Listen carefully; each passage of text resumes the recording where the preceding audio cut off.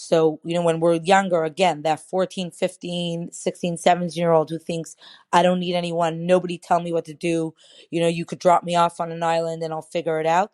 And then actually the greatest marker of being independent is being able to know what is by definition independence, that I'm able to worry and take care of my well-being in every way, not just, being able to find my way around an airport, but also being able to say, I need help, I'm struggling. This feels way too tough for me to go through.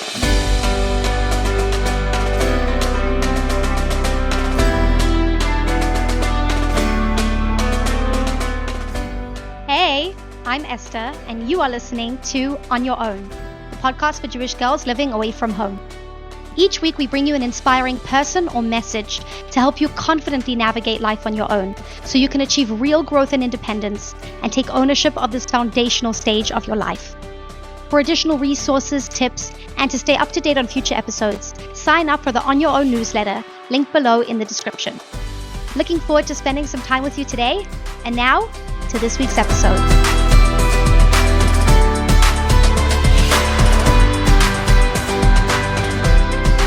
What is your definition of independence, and how would you describe that an independent person looks? So, independence, I would say, is wanting or being able to do things for yourself, and being able and also obviously wanting to make your own decisions. And obviously, that looks different throughout the lifespan. So, a 2-year-old also starts wanting to make their own decisions, do things on their own. But obviously, nobody would compare the either the will or the actual independence of a 2-year-old to that of a 12-year-old, and obviously a 15-year-old, a 20-year-old. So what I would say is very unique if we're talking about teenage independence. It's that it's actually a stage where your brain is actually ready to be able to do certain things on your own. And obviously, as time goes by, actually, to not only want to do those things on my own, but I actually start doing those things on my own. And then also, again, I start making my own decisions. So for a 12-year-old, that could be, oh, maybe I don't want to let my mother choose all my clothes. Maybe I want to go shopping with her and, to start telling her what type of clothes I like to buy. And obviously for a 15-year-old, that would be okay. Maybe I want to have more of a decision making in what camp I go to.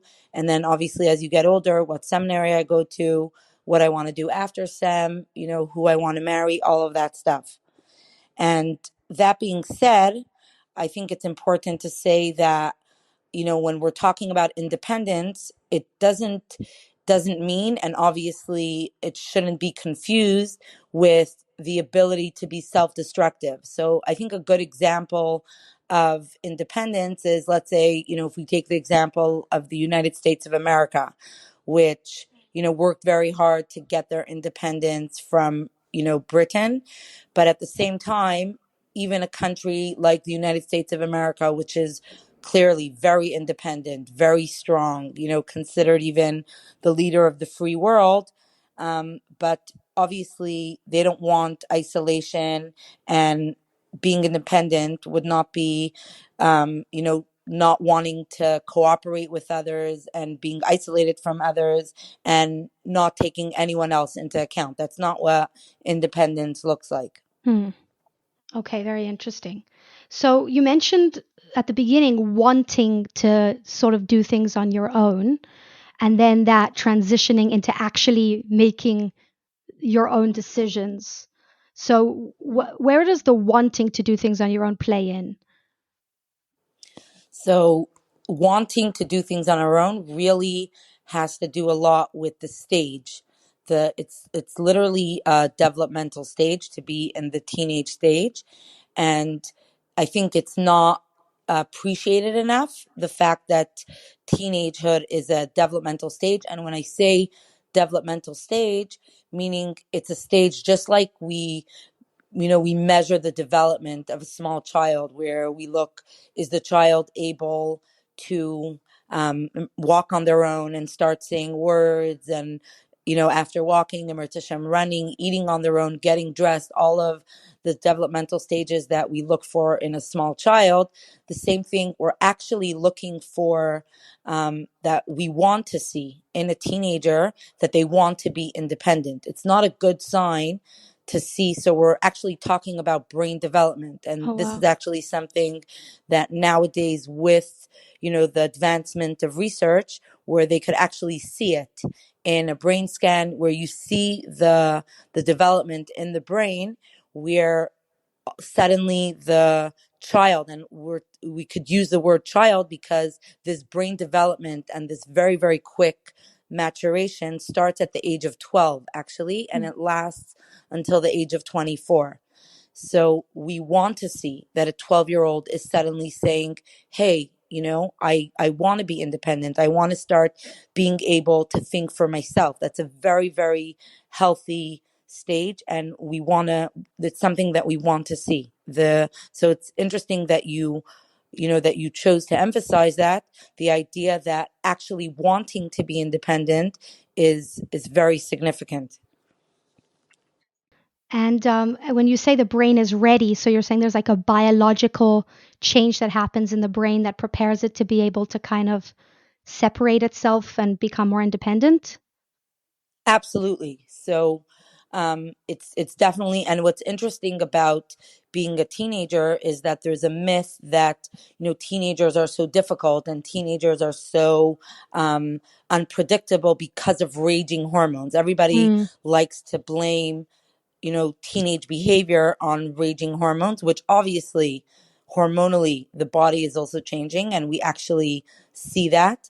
But actually, when we look at teenage behavior, we're actually looking much more at brain development and the ability to kind of navigate that brain development in a proper way. So if you want to just look at the big picture of what's happening and what's the goal of that change in the brain during the teenage years, is if we're looking at, let's say, the age 12 as point A, and let's say we take age 24, which is when this rapid development in the brain ends. So we're looking at point A at point B. And if, let's say, we say, what do we want to see at point B? So clearly we don't want to see someone at 24 years old behaving in the way, or not only behaving in the way, but being dependent on someone else in the way that they were at the age of 12. We're hoping to see someone who's capable of doing things on their own, of Mir Hashem, building their life. And obviously, what's interesting, let's say in the Frum community, is that very, very often, especially for girls, they are getting married and starting their literally like completely independent lives, because marriage is definitely a very, very stark contrast in independence. So let's say if we're looking at a teenager who's 18 years old and in seminary, or even, after seminary, let's say many girls, they will get an apartment and, they'll get a job, or they'll work, in like a community setting or something like that. So even then, the teenager remains somewhat dependent on their parents, whether it's financially, and even if they're paying all their bills at the time, which many people at the age of 19, if they're working, they might be paying all their bills, but still, most people do not have the expectation that I'm going to get married and pay for my wedding on my own, meaning Mm. I'm still somewhat living under, my parents' umbrella to some extent. And marriage is, and then, also it's interesting if you take the perspective of a girl, let's say she would still be following the minhagim of her father, and if you take the halachas of, let's say, canceling a neder, like it talks about in the Torah, also her father would be responsible. And then marriage is really the stage where you become completely independent to the point where it wouldn't even be appropriate in certain ways for your parents to be asking certain questions, meaning there's a level of privacy and independence that we expect someone married to have, that's so much more than someone who's not. So it is interesting to note that for many, especially, again, it could exist outside the frum community, but it's the norm within the frum community that especially girls are getting married within this stage of Right. development. They're not 24 yet. Let's say between the yeah before 24. Yeah, that must bring up a lot of interesting things that their brain has not yet fully gained its independence, but they're kind of thrown into that. I'm thinking for myself, I got engaged at 19, married just when I was 20.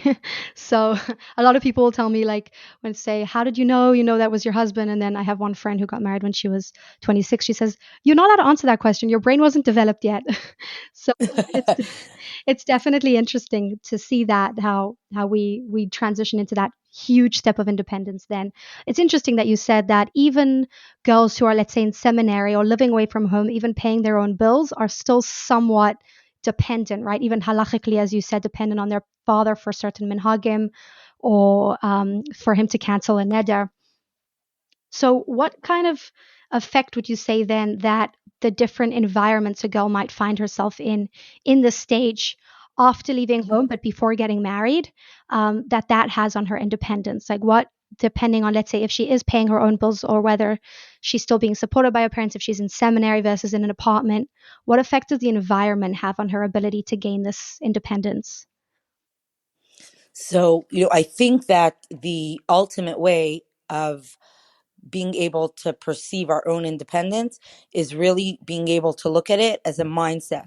So, if I'm looking at independence, that's something that I need to fight for constantly and I need to constantly prove to the whole world, then that's probably not the healthiest way of looking at independence. So let's say again, if we would compare it to a country, we wouldn't want to see a country, let's say again, the United States of America, that's constantly having to prove their own independence. It Mm. should be something that, okay, so I have my independence. It's quite clear to everybody, but still, maybe it's my own mindset that I need to work on. Where do I see myself as being able to say, it's okay for me to be patriotic? Again, I'm using the example of a country. It's okay for me to be patriotic and to say, I'm really proud of the decisions I make, or really proud of my country and how unique my country is. And I don't need to be like another country. So, the same thing for our own independence, where,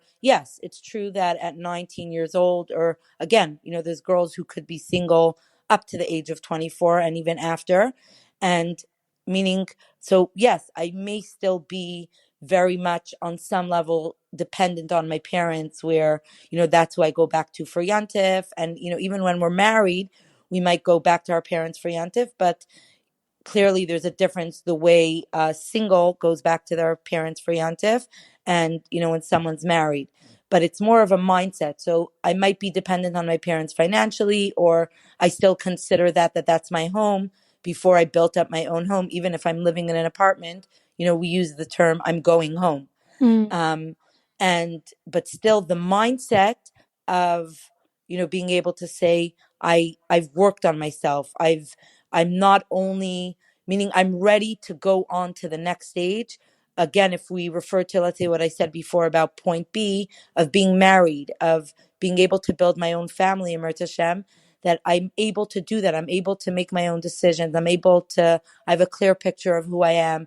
If we're talking about it in the perspective of shidduchim, which again, it's not, life is not only about shidduchim, but if you want to talk about the perspective of shidduchim, having a clear picture of who I am, who I want to marry. So yes, it's true that I might still be dependent on my parents, but I want to be able to have a mindset of independence where I've developed my personality and I've worked on myself and I'm able to see myself as someone capable of going out on their own and building their own life. Emet Hashem. So what I'm hearing is that a healthy expression of that would be one where you don't feel like you have to prove to yourself and the world all the time just how independent you are, which kind of reminds me more of the early teenage stage where it's almost like this dafka, like I have to prove my independence, which you said is almost like a non-complete, less mature version than when you have this clear mindset of knowing who you are, that so to the point that you don't have to prove to everybody just how independent you are. That's such a great way of putting it. So meaning obviously the goal of being a teenager is not that I get stuck in my 14 or 15-year-old self.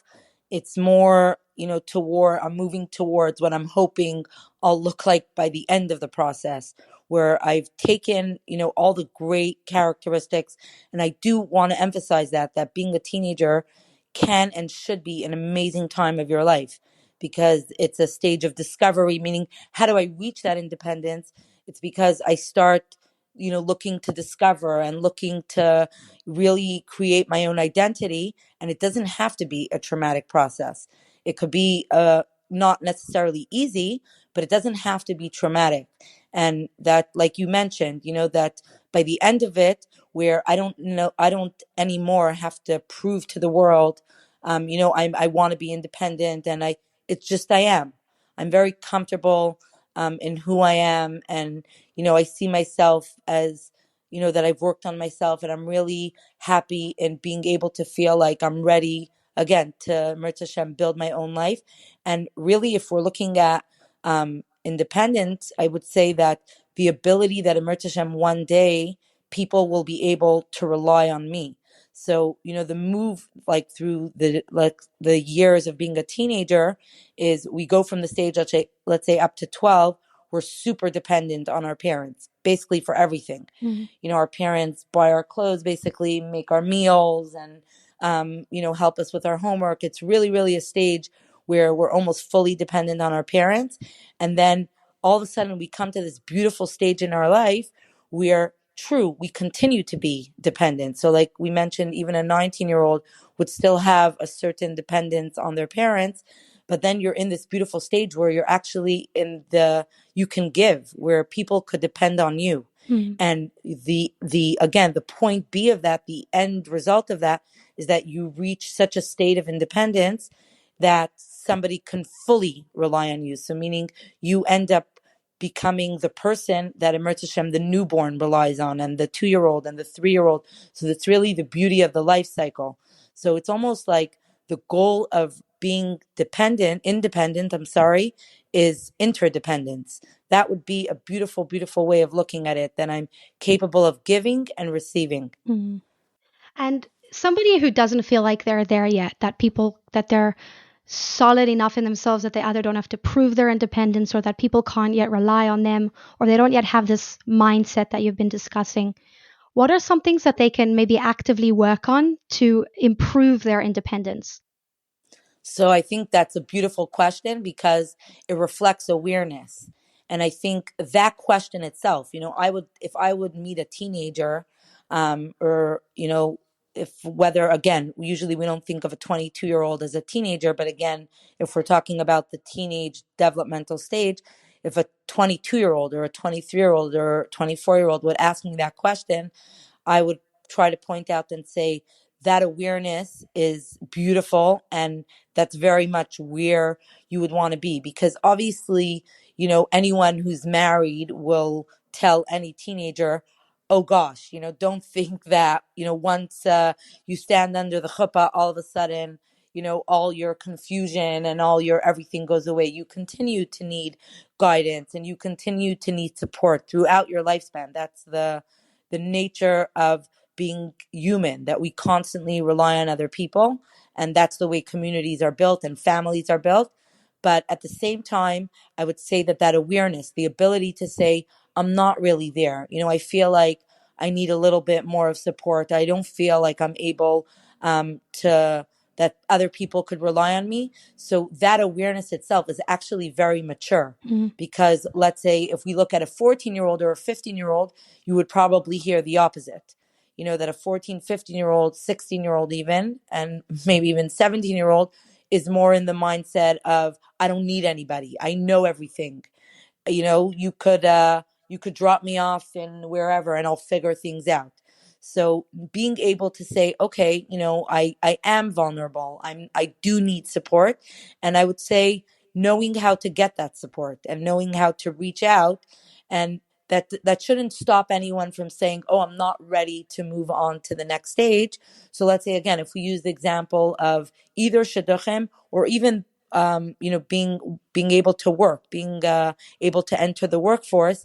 So a person might say, I don't have the skills, I'm not capable, nobody could rely on me, I don't have the confidence to apply for that job. Or if we take the example of shidduchim, I'm so not ready. So the question is, do I have the ability to be vulnerable and share that with another person, and the knowledge to say, or the awareness to say, let me look for a supportive working environment. And if it's shidduchim, let me be open with either the shadchan or my parents to really make sure that I find someone who can support me in my journey. And I think that's what's interesting, like about what you mentioned before about getting married at 19. And, someone 26-year-old said, you don't even know what it's like. It's your brain wasn't even fully developed. There's actually something beautiful about that, because what it means is that you get married and you can develop with your, if we're talking, let's say the target audience of this podcast is girls. So let's say you develop with your husband into, and even when you get married, so even if you're not necessarily at the full stage of development that Emir Hashem you'll reach at 24, but you still get married to someone who has similar goals than you, and who is able to support you and who understands you. So you don't need to be there, so to speak. You don't have Mm. to be perfectly at your end goal, as long as you have the awareness and you're able to seek out your people who will be there to support you as you get there to that point that you would like to be. I love what you're saying about awareness, because I'm thinking back to when I left home at 15, and it technically I was thrown into living on my own and I was independent. But actually, if you would compare the independence I felt then compared to, let's say, now, I actually didn't let anybody know if I was struggling.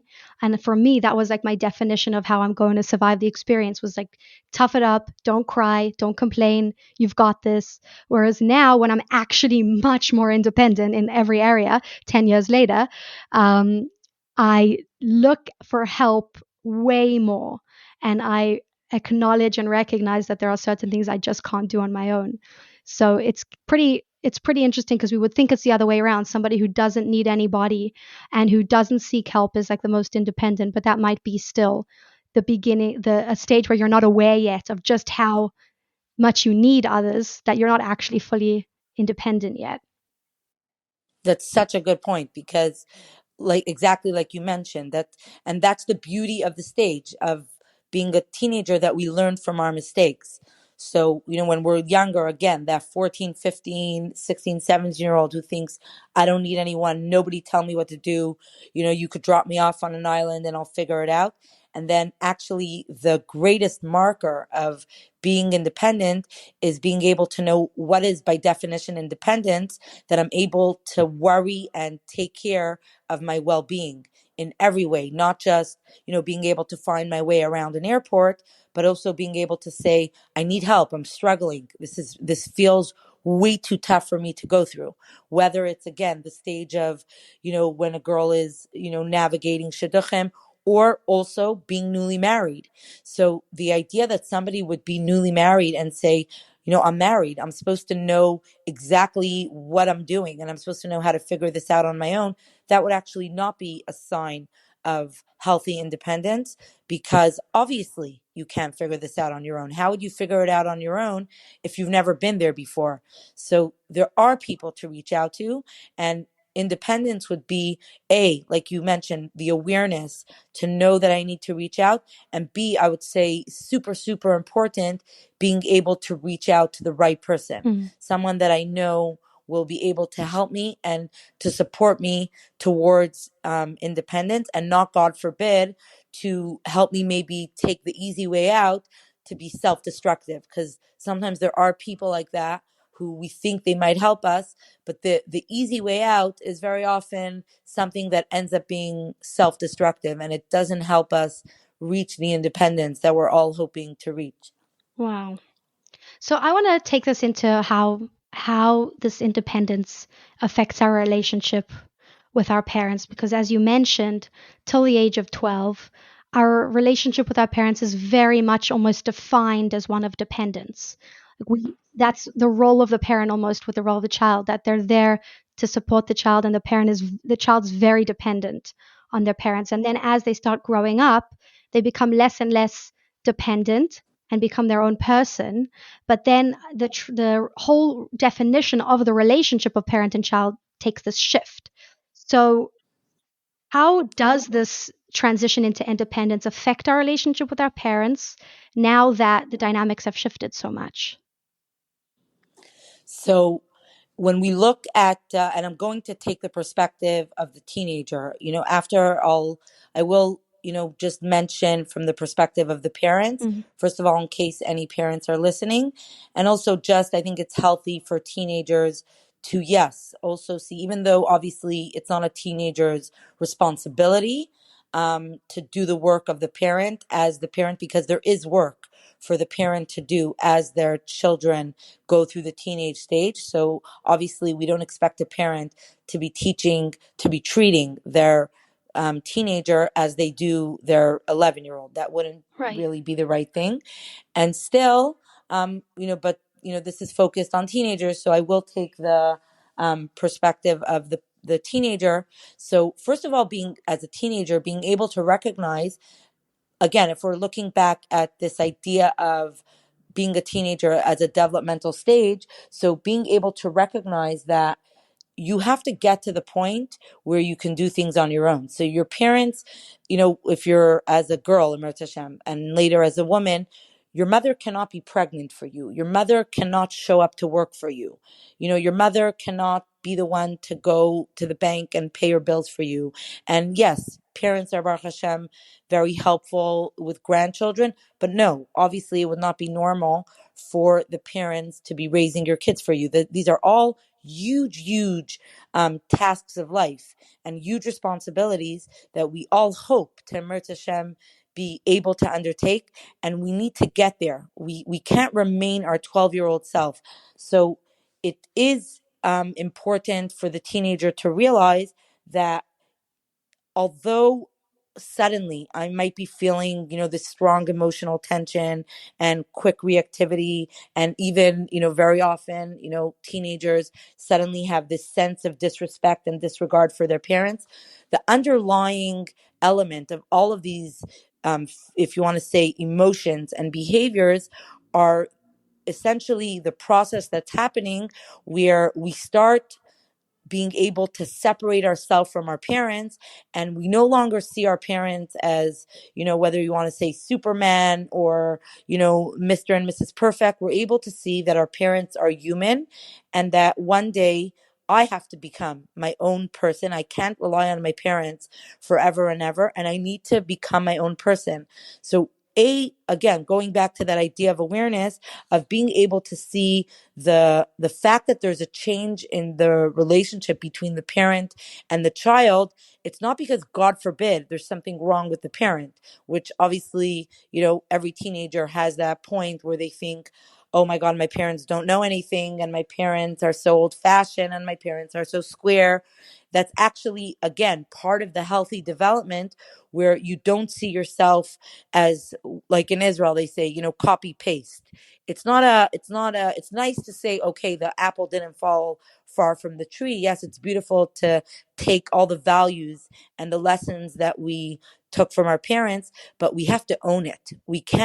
We'll never be able to become our own people if we're just literally copy paste. So there are certain, and I'll just mention four, um, if you want to say, markers of being a teenager that really help us understand why suddenly the relationship with our parents becomes, if you want to say, a little more tense or a little more complicated, whatever way you want to look at it. So number one, the stage of being a teenager is, again, it's due to the brain development, where suddenly our brain is, looking for increased rewards and brain circuits. And, the teen brain has this inner motivation to try new things and being open to change. Again, all of this with the end goal of us being able to be open to change, to go out of our comfort zone of being the 12-year-old, like the idea of, if you want to say, lech lecha me'artzecha, going out of your comfort zone, or the idea of leaving Gan Eden, leaving that that everything is safe and saying, I need to become my own person. So Hashem made us like we have that inner drive for seeking novelty. So that's number one. And then part of that seeking novelty is, kind of separating, seeing ourselves as separate from our parents. It's a very important developmental stage.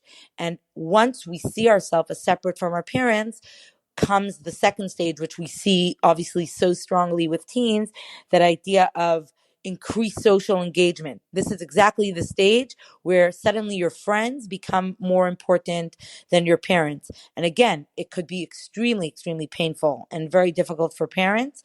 But it's actually a very, very important stage because ultimately, someone who's an adult will need to have a support system beyond only their parents. They can't only rely on their parents for everything through adulthood. So you need to have relationships, and we know that having strong relationships, and not only with your husband, and especially for girls, actually, that we know that specifically girls and women need strong support groups. So we know that that's a very good predictor for well-being, mental well-being, longevity. So this is another very important element. The idea that some people refer to it as seeking my new tribe. That I'm somehow seeing myself as separate from my parents.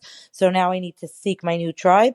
And then another marker of being a teenager, again, related to brain development, is the increased emotional intensity. So, which obviously has a very positive thing. We all know, that someone who's looking for amazing staff for their camp will much more prefer 16, maybe 16 is a bit young, but certainly a 17-year-old to be a counselor in their camp, because you'll have incredible energy and incredible intensity of joy and chayas and all of that. But obviously with that also could come moodiness and reactivity. And then what's the last of the four, is the idea of creative exploration. So suddenly I'm at the stage in my life where I say, let me look out of the box, let me try to see if there's another way to do it. And really all of that is not, God forbid, because what that I'm saying that what my parents do or my parents' way of life is not the way I want, is not something that I want. No, it's I want to own it. I want to be able to explore it so that it becomes my own. I'm not only doing it. So yes, obviously there's this idea of Kabbalah Sal, but you need to own your life. You need to own your values. You can't only do things because your parents told you. So the one that I'm actually not understanding just where it comes from is the third one of emotional intensity, like seeking novelty and seeing ourselves as separate from our parents, and creative exploration, like all makes sense as they guide us to independence. But what's the deal with the emotional intensity? Why do we have such strong emotions and energy during this stage? So it's not necessarily a stage, but it would be a marker. Mm, And it makes a lot of sense because of the fantastic rate of maturation and development that's happening in the brain. So we need that on a certain level. We need that impulsivity. We need that, I know everything, and I'm not scared to try new things, because it helps us to be able to be willing to, mm, separate from our parents again, not God forbid in a negative way, but in a positive way where I'm able to build up my own self, and also being able to try new things. So with that, it's part of the brain development. And mm, with that also comes the intensity, because emotional intensity, even though we like to think that it's only related to, let's say, our emotions, where we think of the heart, but obviously a lot of our emotions is a reaction of the way we see things from our brain. So as we get older, we tend to see the big picture. We tend to have a better ability to see proportion when we're younger, and certainly in the teenage stage, we not necessarily have that ability, because A, we have less life experience, and B, again, part of that very unique marker of the teenage stage is, I know everything. I could do things on my own. So it caught, instead of thinking, oh, let me go ask my mother, or let me go get advice. My initial reaction is, oh, I know exactly what to do. I know everything. Oh, this is definitely a good idea. So not necessarily is the increased emotional intensity a negative thing. Obviously, there are some times that a teenager will have to live with, the if you want to say, the implications of the negative side of emotional intensity, meaning I said something I might regret, I was too reactive, I was too moody, I was too impulsive. But actually there's a very, very beautiful side to this. Mm. And actually, we all hope on a certain level to be able to retain that emotional intensity from teenagehood throughout the lifespan. That would be, we lose it a little bit as we grow older, because part of being an adult is we try to build very predictable lives, meaning our lives as adults is actually the opposite. So instead of seeking novelty and exploration, which, yeah, some people do that throughout the lifespan, but if we look at the general population, we'll see people who are doing everything they can to try to create a more predictable lifespan, and I'm sorry, lifestyle. And when you have a more predictable lifestyle, you'll have much less incidents, if you want to say, of emotional intensity, Mm. because things kind of work on, I wake up in the morning, I have a routine, I go to work, I come back, I have a routine. Versus a teenager, you're constantly looking for exploration, you're constantly looking for novelty, you're going through a stage of trying to rebuild your identity and understand your identity. So yeah, it makes a lot of sense that it would be involved with a lot of emotional intensity. Mm. And there is a part of that that we want to retain throughout our life, maybe in a less chaotic way, but to keep these things up, to keep our life Yes. interesting. And I actually heard something really beautiful that I loved, that somebody said, adolescence equals adult essence. That meaning Mm. we all hope that our essence as adults, that will retain something of being an adolescent, or, as a teen, whichever way you say it. So let's say if we're looking at those four things, obviously we all pray that we could retain some level of seeking novelty, obviously in a healthy, balanced way, of social engagement, constantly, that we put a big emphasis on relationships, not only with our immediate family, but staying in touch with friends and really valuing. And that's one of the benefits of social media, where, let's say, I could say for myself, I live in Israel and I have a friend who lives in Australia. I have friends who live all over the States. And thank God we have a WhatsApp group from my class, and we're able to stay in touch, which is Mm. amazing. And it means a lot. So meaning not just with the family, but also friends, being able to retain that. And again, also emotional intensity.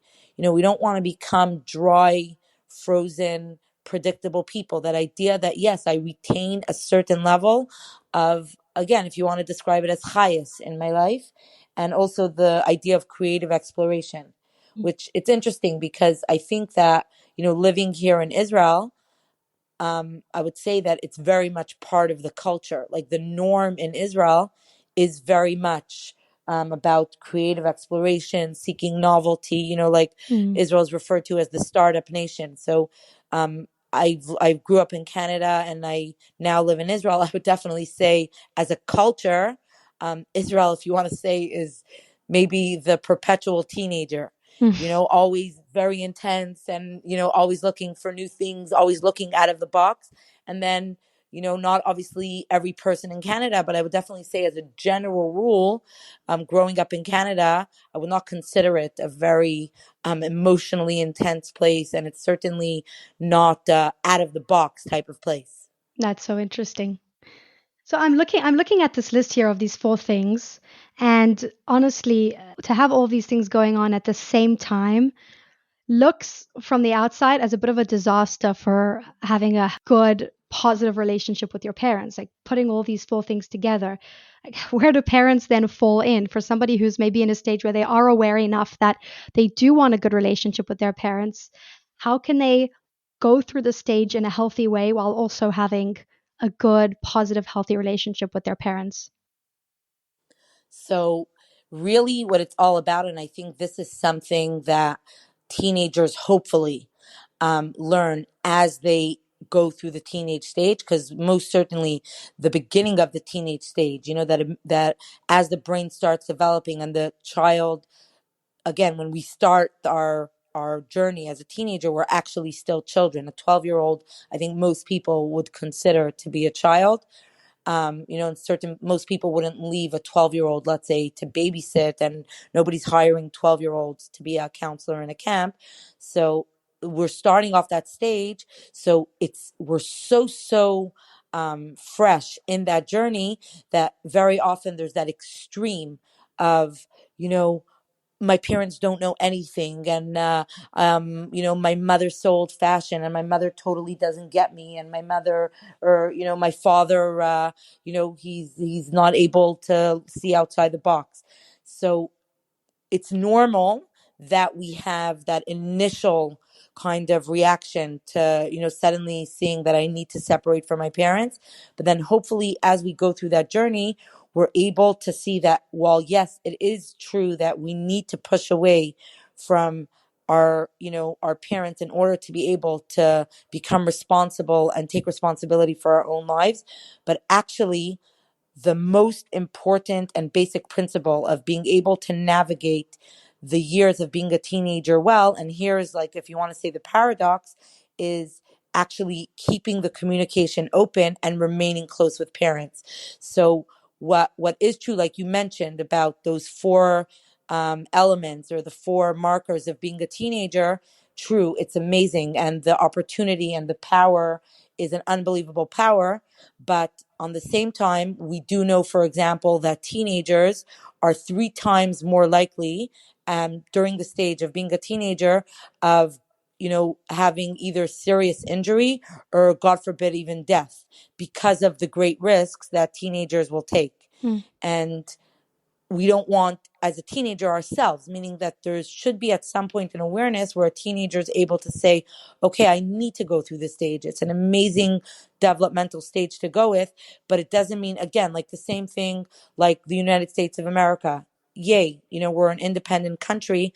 Doesn't mean I need to isolate myself. Doesn't mean I don't need to take anyone else into account.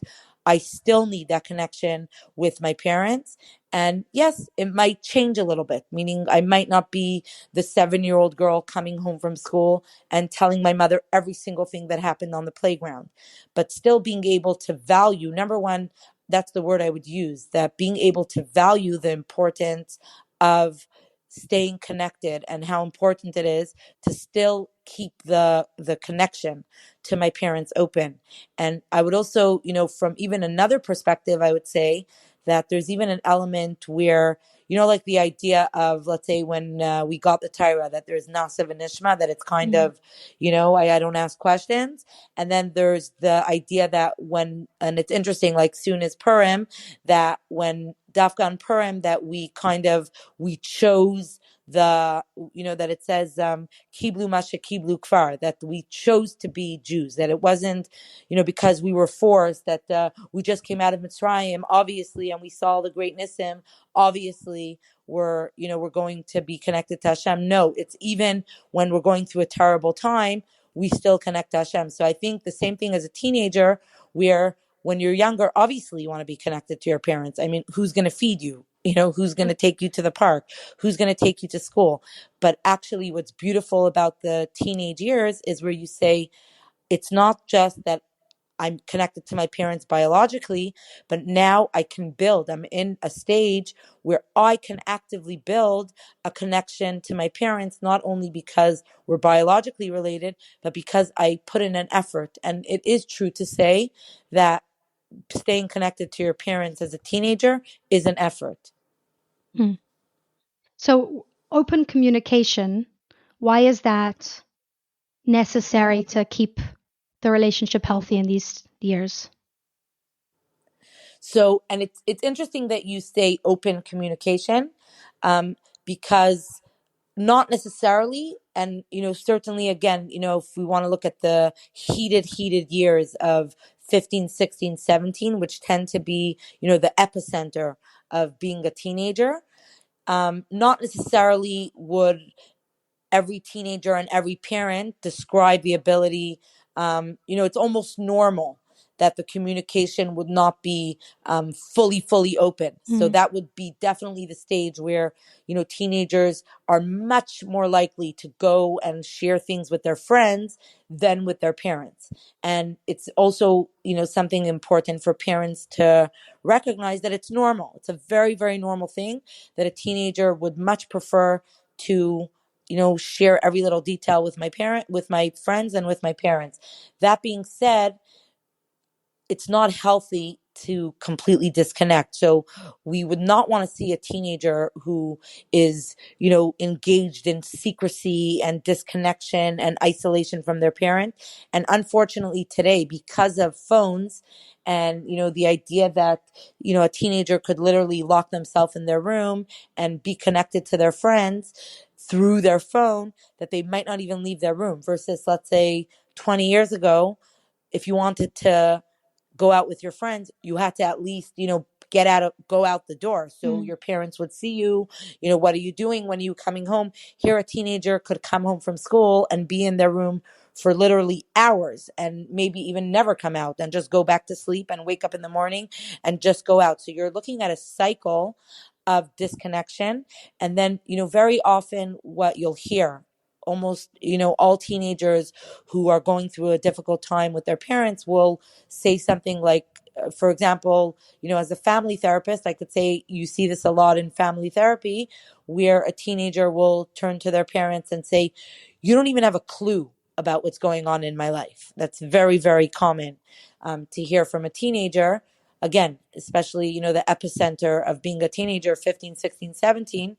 And obviously, if you don't share with your parents, obviously they have no clue. So I would want to bring in something here, which is actually from John Gottman's research, where he used that research. His research is based on couples relationships. But I would say absolutely, absolutely, it applies to all relationships, and certainly between parent and child. And I won't go through the whole research now. If anybody's interested, you could Google it. It's called the Sound Relationship House. And Gottman basically, amongst many, many elements of his research, but one point of his research where he identified what is the foundation and the different floors in the house, so to speak, of a sound relationship. That's what he called it, the Sound Relationship House. And what's interesting is that he identified that the foundation, the bottom element, you would think it's I don't know, like you mentioned, open communication and, learning how to communicate with I statements and things like that, which are obviously all very important. But what Gottman actually identified, that the foundation of a safe and secure relationship is what he referred to as love maps.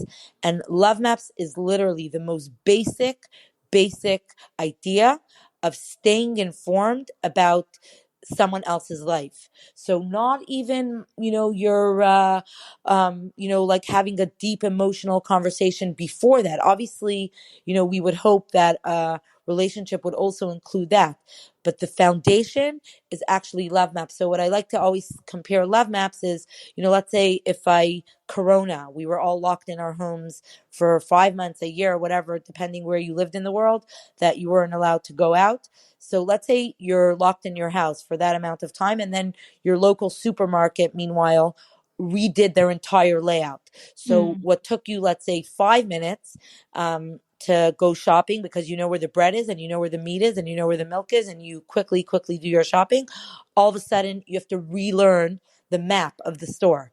So it's exactly the same thing in relationships. So the idea of a love map is, just because I knew you 5 years ago or 10 years ago doesn't mean you are the same. So it exists in couples relationships. So the idea that just because when we got married and we dated for, 3 weeks straight and or 6 weeks straight, whatever it was, and every date lasted 8 hours and we spoke and we knew everything about each other, that doesn't mean that 5 years later and 10 years later, I'm still in that spot. I've obviously, people change. So my goals changed, my struggles, maybe, my fears, whatever it is, different things about me change. And obviously with a teenager. So the idea that someone who's 15 years old is exactly the same place where they were at 11, everyone understands that that's not true. So love maps would really be being able to make sure that a parent should, a, from the parent side, be interested to want to know, the basics, again, not to, God forbid, to, to dig deeply and to make your teenager feel like they don't have a right to privacy, and that you don't trust them. But the idea of, I just want to know what's going on in your life on a basic way. And again, that idea that Gottman identified that as the basic element in a relationship that you literally have to keep in touch. That is so powerful, especially for girls who have left home. And it's so easy to go sometimes weeks without updating your parents about what's going on.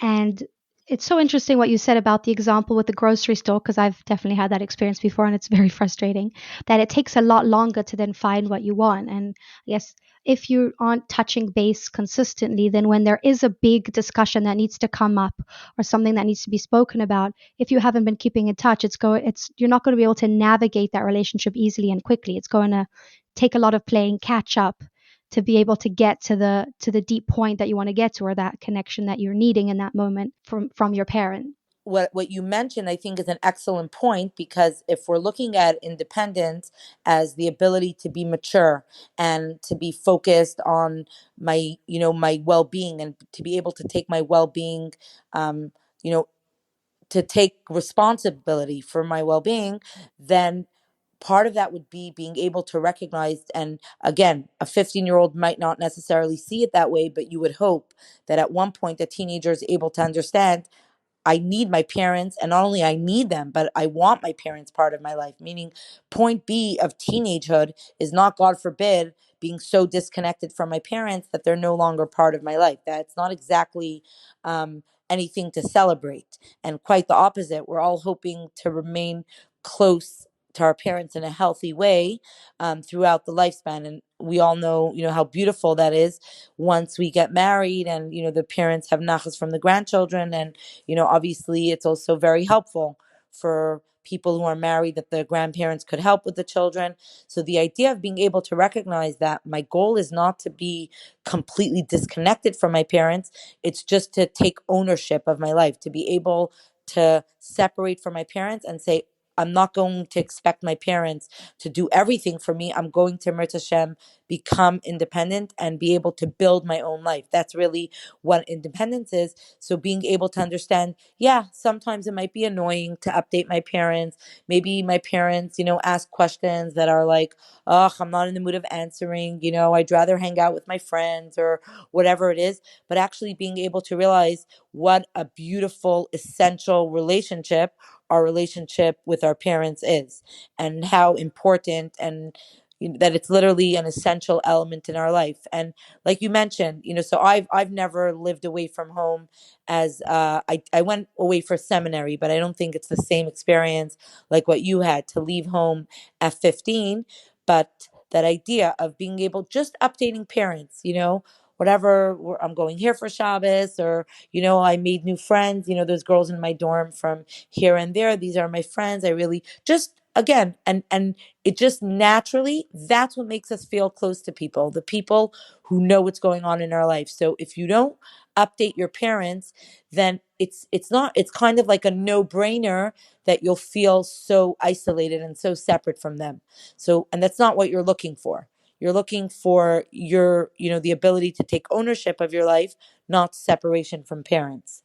It's so interesting. I see a difference there. I could be I'm generalizing just based on me and my husband, but my husband calls people friends if he's just known them at some point in his life. And then if he reconnects with them, it's like, oh, cool, it's for brain. For me, it's like, no, they're not my friends anymore. If I don't know what's going on in their life right now, like we're not friends anymore. We used to have some sort of connection, but now I don't know what's going on in their life. They're not my friend. I don't know if that's like a general difference between men and women, or just like that I see with me and my husband, that he can just like not know what's going on with someone for years and then be like, oh, we were in yeshiva, let's hang out. Versus for me, it's, yeah, a friendship or any sort of relationship, as you're saying, is very dependent on just the basic, as you said, of knowing what's going on, which is probably why people get sometimes very offended if they didn't find out, that someone was getting engaged before they did, or that they were pregnant until later, because it's like, wait, you don't think I'm important enough in your life to update me on these important things? So it's a really helpful thing to keep in mind just with parents. It's so basic, and it's even not too difficult, but yeah, it sounds like it's very important. So, and it's interesting that that you mentioned this idea that people actually feel hurt, which you might think is trivial. Like, okay, so you'll find out later, that I got Mm, engaged, or, that I had a baby, or that I'm pregnant, or that I'm moving, or, whatever other element of my life. But what you're actually pointing out is that idea that it makes people feel invisible. And one of the very, very important elements of secure attachment is the feeling that I'm seen by someone else. So, if you don't take into account to share with me what's going on in your life, and even basic things, like, for like example, with husbands and wives, and definitely it's something we see a lot in therapy, where a couple will come and either one of them will say, he doesn't tell me, or she doesn't share with me anything that happens during her workday. mm, Meaning, it's like I have no clue what she does at work, what she's accomplishing, who she works with. It's like there's 8 hours of her life every single day that I literally have no clue what's going on. And it makes people feel invisible. It's like, what? I only matter, I'm like your co-parent. So when people want to feel close, I don't want the relationship to only be defined as, I'm your parent. Oh, so you're calling for money, or, you're calling to let me know you're coming for Shabbos, or, you're calling to, you need help with, when you're older, with paying your taxes, with renting your apartment, stuff like that. Or no, we're close because we're close, because we have a close relationship. So just even, I would say, like being a mensch, we all want to be described as someone who's a mensch. Update parents. And I think one thing that's so easy nowadays is WhatsApp. So even if you're living in a different time zone, you could just leave a voice note and you could mm, send pictures. And anyone who's part of a WhatsApp group, like, again, I mentioned with my close friends, or it's not only my close friends, but let's say my class that I graduated high school with, that with family, it's kind of like obvious I'm going to share pictures. But my friends and I, we share pictures of our children, and, just update about things that we're doing in our life. Or sometimes, before a yantif, people will, girls will ask, and I'm referring to, we're out of high school over 20 years. Still, I would consider, like, girls will ask each other mm. for recipes, and it just makes you feel connected. Like when your friend is living in Australia, and she's asking you, oh my gosh, last year you shared the recipe for this kugel. Could you share it again?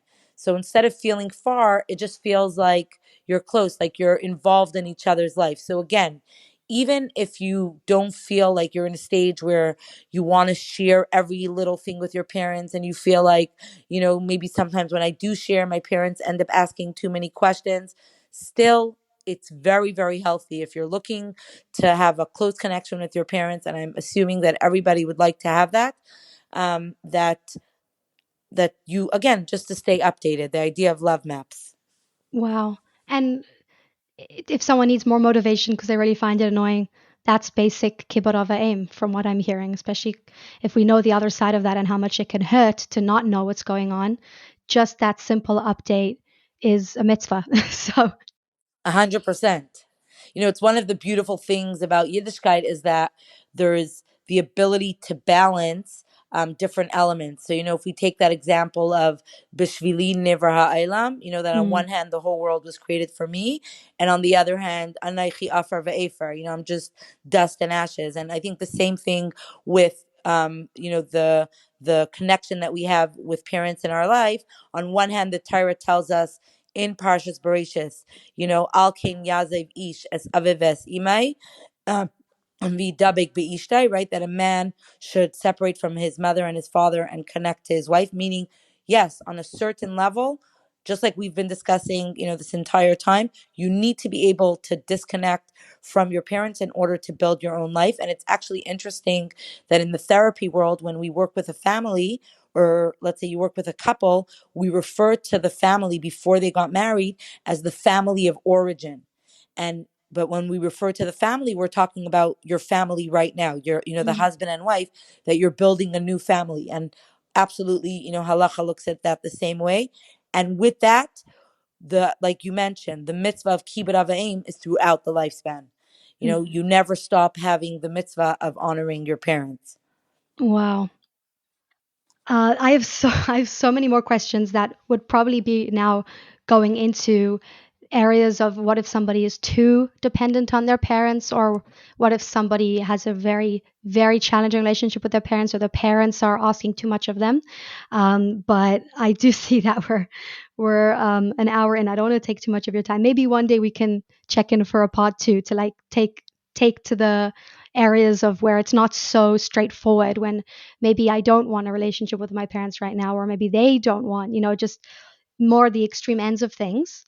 So I do want to add that for anyone who might feel that they need to reach out for help and they're hesitating, whether they need help in reaching out to their parents or maybe being able to deal with the way their parents are reaching out to them, that there's nothing less independent about reaching out for help. So you don't become less of an independent person because you need to reach out for help. In fact, that would really show that a person is independent because they have enough of an awareness of, and enough of, emotional intelligence to know I need to reach out for help. So the same way, that once a kid grows older and is able to say, I need to go to the doctor because, or I need to go to the dentist because I need to get my ears or my teeth checked, and I don't need my mother to wait for my mother to tell me